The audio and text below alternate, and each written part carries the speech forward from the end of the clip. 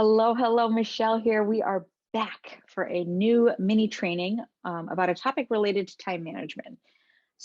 As I shared in the last couple of videos, I believe time management challenges are not just an arrangement struggle, right? There are two issues that bookend this arrangement concept. And the first is core programming, why we act the way that we do. Who taught us that? Why do we do it? And without the understanding of how that programming came to be and awareness of how it's impacting our day-to-day life, we're going to continue to struggle with the arrangement piece, right? So the second bookend is a clear direction. Only 2% of people have a written personal vision of where they want to go and who they want to be.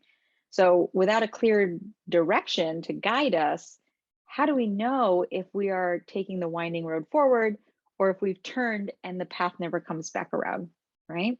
So every couple of weeks, I'll share a short story that highlights a component of these to help bring the academic concepts of this kind of to reality, right? Because having balance across these three areas makes it so that the overwhelm and anxiety and feelings of never getting ahead like start to fade, right? And why is that? It's because you begin to develop a process that allows you to operate from a place of focus and productivity. So today we're going to talk about what puzzles and Tetris have to do with time management. So how do you feel when you play Tetris versus when you put together a puzzle, right? So with Tetris, it's a bit stressful, right? You don't know what's going to come down from the top, or maybe you do have it set where you can see what's coming, right? But it's usually only a couple pieces at a time, right? How much of that piece do you have to spin? Like in what direction, right? And where are you going to put it? Perhaps you get one of those S pieces. You know what I'm talking about? It's kind of like that instead of the I block or the L block that you really, really need, right? Playing Tetris is a constant state of needing to be alert, needing to decide what to do, right? It can be exhausting, but also a little bit of addictive, like an addicting game, right? We get into this flow of how that game is played, that kind of like exhaustion, but it's kind of addicting on trying to like solve the problem, right? And we get hooked. This is a kind of a fun one. We get hooked on trying to build in the game without any holes, right? Because there's always maybe that like one hole that you have to cover because you got that weird S piece and there's no place to put it. So you have to just like cover a spot, right?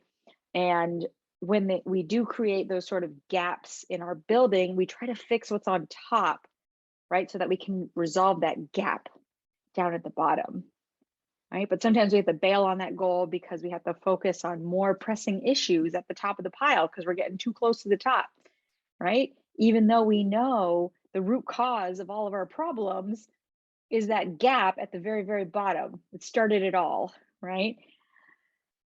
And more often than not with Tetris, everything stacks up too high and we lose and we have to try again. That's literally how most people manage their time. That same exact way. It's kind of like plop, plop, plop. Here are things you need to do, right? On top of the list, like that's separate of the game that you need to be on, to be dealing with. So let's shift it away from Tetris for a moment and let's think about a puzzle, right? So what does working on a puzzle look like? Well, we typically have, a big picture of what the completed puzzle looks like beforehand, right? On the box. And how does it feel to work on a puzzle, right? Like no stress at all, right? Everyone kind of has a slightly varied process for doing a puzzle, right? They see what the picture looks like. They take out all the edge pieces. Maybe they turn all the pieces up so they can see the picture side, right? And maybe they put the edge pieces together. And as they kind of see things that fit, they kind of haphazardly put them in, right? Oftentimes though, like with my daughter, we work on this particular 500 piece color wheel puzzle. And what we do is we separate all the pieces into like red, green, blue, because the picture is a color wheel, but instead of like just paint, if you will, they're toys of different colors. And then in between the color wheels, there's like the gradients between them, right? So there's like the greens and the oranges and the reds and yellows. I'm probably saying it out of order, but what we do is we sort them into the different piles, and then we put all the edge pieces in one area, and then we work on each piece, like each focus area, one at a time. Or maybe she'll work on one color, I'll work on another, right? Overall, though, the work of a puzzle is very focused and, and pretty calming work, especially in comparison to Tetris. So when we think about these examples, these two different examples, Tetris and a puzzle, in the context of time management, ideally, our time management process looks more like we are putting together a puzzle of our life, of our week, right? We're sitting down for a time, maybe once a week, and we're working on that puzzle.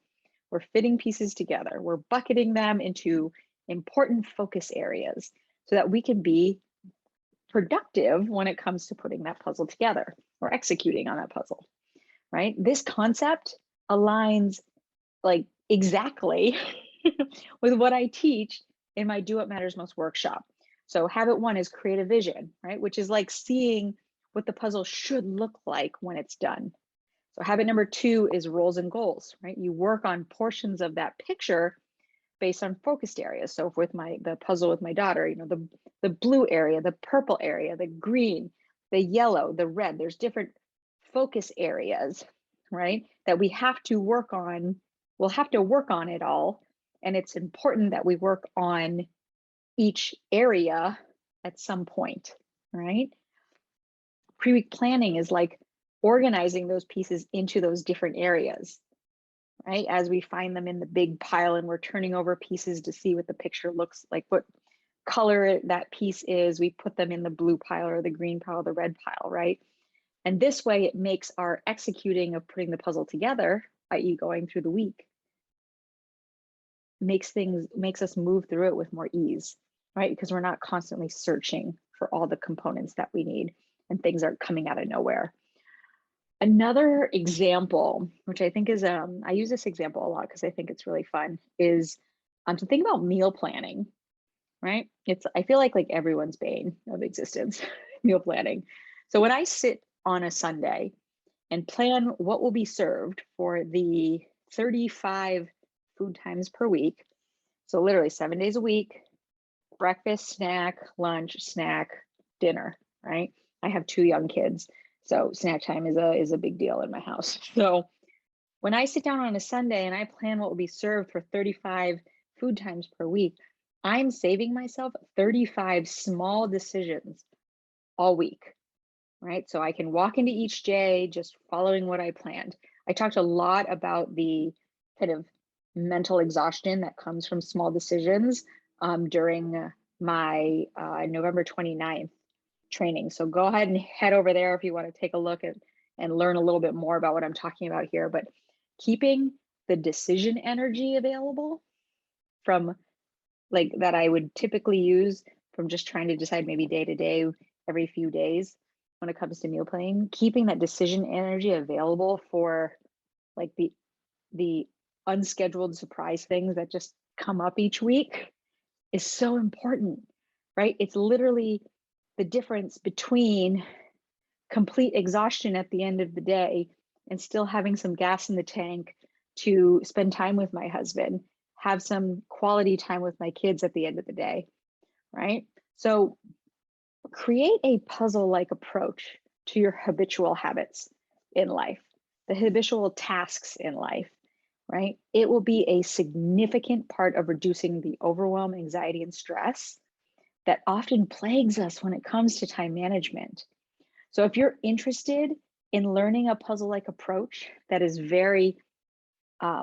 that's simple and allows you to leverage the same process for all areas of your life, check out my link in profile to my self-paced Do What Matters Most formula program, right? In that program, I will teach you 3 habits that you can apply across all areas of your life so you can be more productive with less stress.